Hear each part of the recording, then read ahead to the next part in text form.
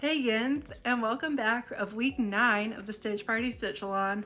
I'm Joel with Friday Night Needlepoint, and if you're new here, we're learning one new decorative needlepoint stitch a week for 24 weeks.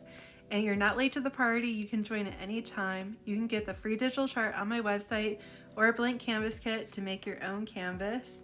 The painted canvas restocks will be in early April, and that will be the last restock I do because I'm focusing on some new releases that I'm so excited to share with you. They're almost ready. And so if you tag me in a progress photo or video every month, you'll be eligible for the monthly giveaway. It is the end of March now, so get your photos and videos in ASAP because you can win one of these thread accessory bags from my friend Sam at Steel Makes and a next level needlepoint card deck. These are quick stitch reference guides, great on the go in your project bag. And yes, you'll be having 2 winners this month. So double your chances, get your post in now if you haven't posted all month. And then that is what's going on. I don't know if you can tell in the background here, I had to take everything on my cabinets because I've rearranged my office.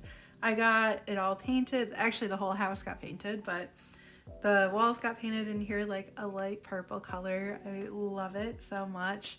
Can't wait to have all my furniture in, and then I'll do a little studio tour. But anyways, let's pick our stitch for the week. Let's see what we got in here. All right, we're gonna do Serendipity this week, which is kind of like an alternating diagonal mosaic. Anyways, I think an easier stitch than the alternating Byzantine last week, which a lot of you did great with. So thanks for sticking it out. And then out of the thread jar, it's red. Do I have 2 reds? Someone suggested taping this to make it easier, and I think it did. But anyways, we have 2 reds, so 1 red will go back in, and we'll do this red. I'll switch you around and show you how to do the stitch. We're starting this stitch in, you guessed it, the top left corner. I'm just doing 1 tent or continental stitch here to anchor where we're going to start the sequence. So now I'm going to start the sequence, which is a diagonal mosaic, doing 2 across on the diagonal, then 1 across, then back to 2 across. So for this row, you're going to do 2, 1, 2 on your diagonal mosaic. And then you just hook onto where you ended your last stitch. You're going to go 1 hold down, and then you're going to do your 2 across diagonal and start your next block of your diagonal mosaic. And then you're just going to keep repeating that along the row.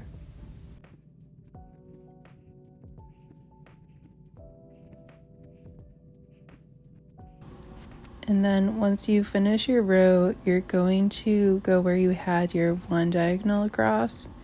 You're going to go diagonal down from that and add another 1 diagonal, just going in the opposite direction. So you're flipping your diagonal mosaic direction. Instead of going to the right, now your ending stitch is to the left, and your sequence is changed to be a 1, 2, 1 instead of the 2, 1, 2 that we were doing before. So you're going to do 1 across, 2 across, and 1 across. And then just doing some compensation here.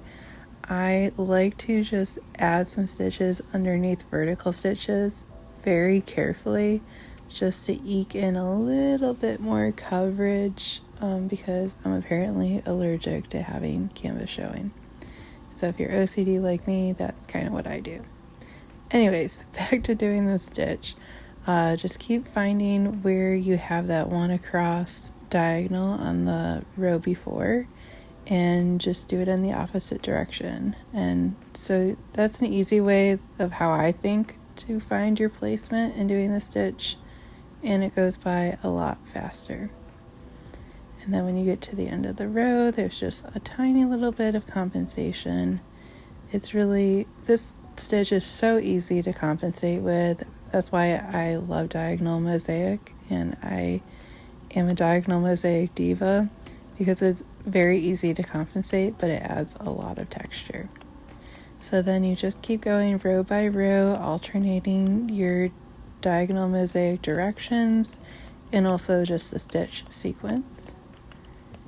And eventually, once you start filling out the square, you get a really nice woven effect. It's kind of hard to see on this video, but in the daylight, it definitely has a lot of texture and a little bit more fun to stitch than just constantly doing diagonal mosaic rows. And compensation, again, pretty easy on this bottom row, just paying attention to where your stitches end and what direction the next row of stitches should be. And then once you're at the end here, that's our square. So this one's fairly easy. It does eat up a lot of thread just because we're not using really long stitches on this one compared to the other decorative stitches so far in the series. But I like it. I think it gives a lot of texture and it's really fun to do in a small space. And here's the state of our board. I think it's looking like it's coming together. And one last little tip tool here. If you don't have a snag nabbit, please go get one. I was getting annoyed because some of my teal thread was coming through with my red thread on the border here. And I just pop this in on a hole and pull all those threads down, and voila, it is gone.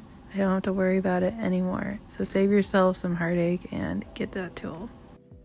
Happy stitching!